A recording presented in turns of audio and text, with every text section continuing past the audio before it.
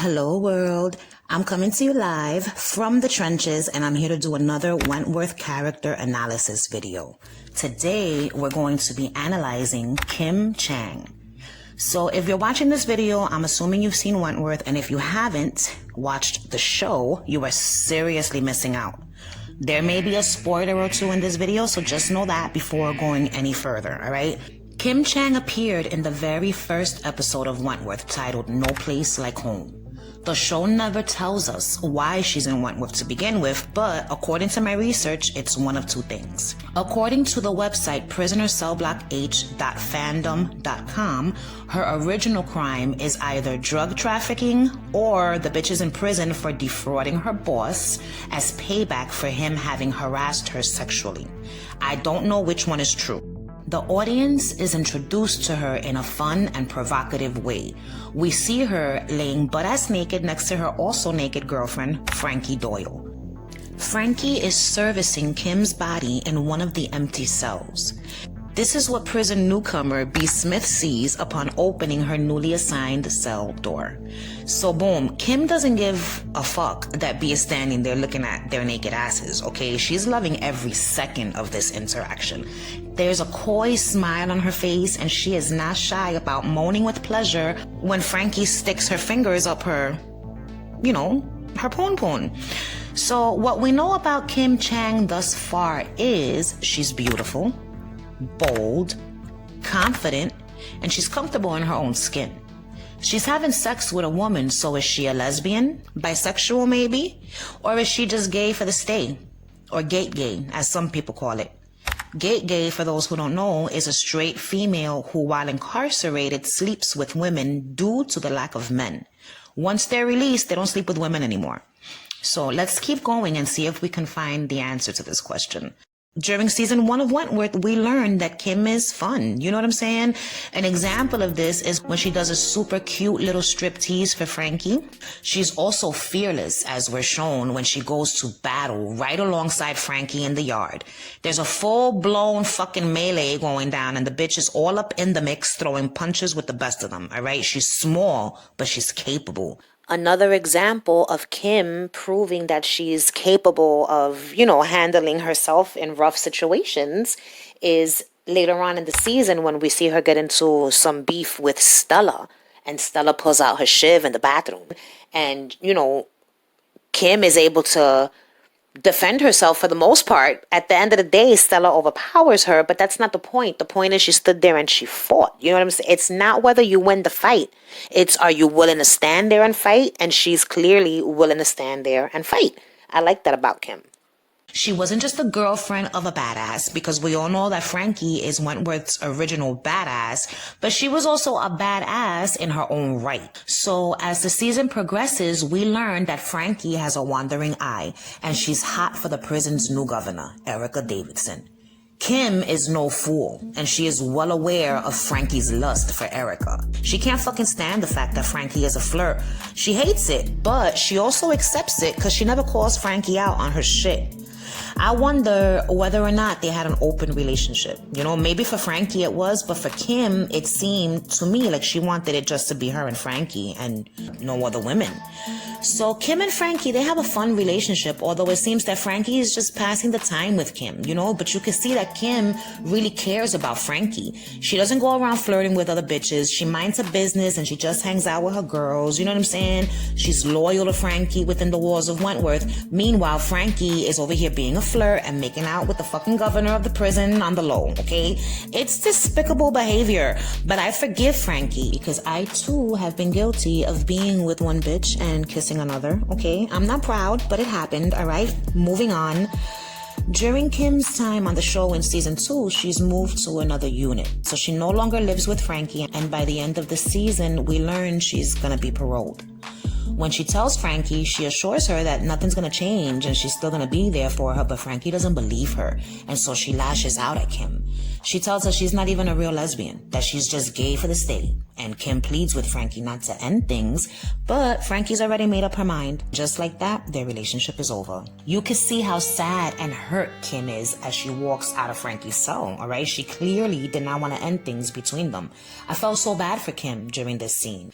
After this, we don't see Kim Chang again until season 3 when she comes in to Wentworth to visit Frankie. Frankie ends up calling her when she's in a bind and needs money. So Frankie throws Kim to the side at the end of season 2 and then has the nerve to call her for help in season 3 when she's in a pickle and needs some bread. Kim agrees to help her, okay? She comes through with everything she has, $80. It wasn't enough, but it was all she had, and she was willing to give it all to Frankie even after Frankie shitted on her and broke her heart. She still showed loyalty to Frankie. She came through for her, and she didn't have to, okay? She was so happy to see Frankie, and all Frankie cared about was the money she was bringing in. I understand Frankie given the situation, but it was still fucked up, okay? So some time passes, and Frankie ends up falling for the new prison psych, Bridget Westfall. They're both talking in the halls one day when Bridget tells her, I have to get back to work. So she goes into a room to begin talking with an inmate that's just been brought in. Bridget opens the door, and sitting inside the room is Kim Chang. Kim sees Frankie standing outside the door and immediately jumps up and runs into Frankie's arms and hugs her. She is over the moon with joy. So Kim, runs back into the room and she tells Frankie, I'll see you later. And she's all happy and shit. And Frankie's just standing there like, oh God, why are you here? Later on that day, Kim shows up in Frankie's cell and Frankie asks, what the fuck happened and why in the hell are you back here in Wentworth? And Kim tells her she couldn't hack it on the outside because she missed Frankie so much. So she violated her parole to get herself locked up again so she could be with Frankie. So what does this tell us about Kim? In my opinion, Kim may have started out as being straight and just being with Frankie while locked up. But what Kim's actions after being released tell me is that she is in love with Frankie and wants to be with her. So is Kim straight? Is she a lesbian, bisexual, or gay? Well, in the words of Bridget Westfall, fuck the labels. Does it even really matter? Absolutely not. Whatever Kim's sexual orientation was before prison does not matter. What matters is that in this moment, she is a woman who is in love with another woman, and that's just the bottom line. The fact that she got herself arrested again just to be with Frankie also tells us that Kim is a little bugged out. Like, why in the fuck would anyone do such a thing unless they're like a little irrational and impulsive? Had she thunk things through, I'm pretty sure she would have worked out that getting locked up to be with Frankie was a stupid ass thing to do. But being that she's an impulsive individual, she just made her choice and bloop, back in Wentworth she is, okay? So who is Kim Chang? She's loving and caring, as we see when she's there for Frankie after she's been beaten to a bloody pulp by B. Smith at the end of season 2. And we see that again when she comes to Frankie's aid in season 3 when she brings her the fucking money. So far, we also know that Kim is a forgiving person, at least when it comes to Frankie, alright? So now, Kim finds herself back in the halls of Wentworth, and Frankie once again wants nothing to do with her. At some point, Kim sees Frankie and Bridget together and sees the look that Frankie's giving this other woman. She recognizes that look. That's the look Frankie used to give to her. And she knows in this moment that she's lost Frankie for good. So this is when the shift in Kim happens. She goes from being this fun-loving character to being a woman scorned. Not only is she hurt, but now she's pissed the fuck off too. She ends up lashing out at both Frankie and Bridget during one of Bridget's group therapy sessions with the women by accusing them of being in a secret relationship with one another. Kim's accusations make it to the governor's ears. So then Joan Ferguson, the governor, and Bridget have words. Then Bridget goes and tells Frankie that their sessions cannot continue due to the allegations Kim made about them. Shortly after this, Frankie sees Kim in the halls and pulls her into a corner that was considered a blind spot, which is an area in the prison where the CCTV cameras can't capture any footage. And so she looks at Kim with this mean-ass look, to which Kim responds with her most memorable line in the series. "What are you gonna do? Bitch slap me?" Then Frankie proceeds to bitch slap the shit out of Kim, and she tells her, "Consider yourself bitch slapped," alright?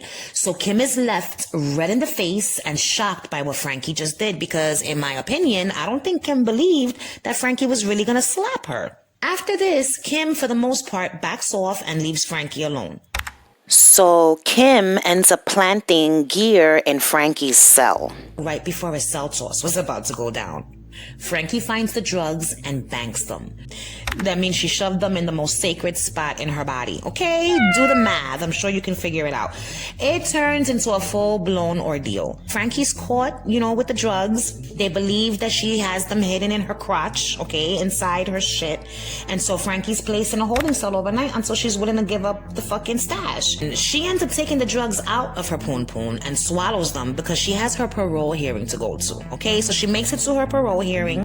She's able to shit out the drugs before they explode in her stomach and kill her, and all is well in the world again.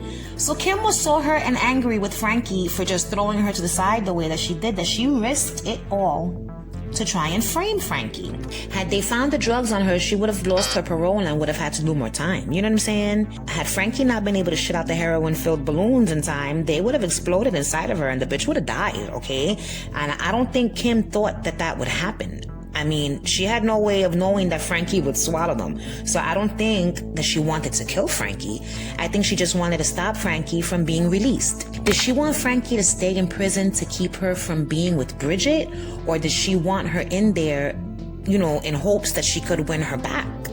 I think she just wanted to stop her from being with Bridget on the outside. But I also think that she wanted to take Frankie's freedom, being that she probably felt like, Frankie took hers, being that Frankie was the reason why she got herself sent back to Wentworth.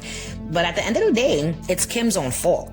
So Kim got herself locked up again to be with Frankie, and once Frankie denied her, maybe she just wanted her to be stuck in prison with nothing just like she was. Who knows? I don't know. But what I do know is that this act showed how desperate Kim was for some type of revenge on Frankie.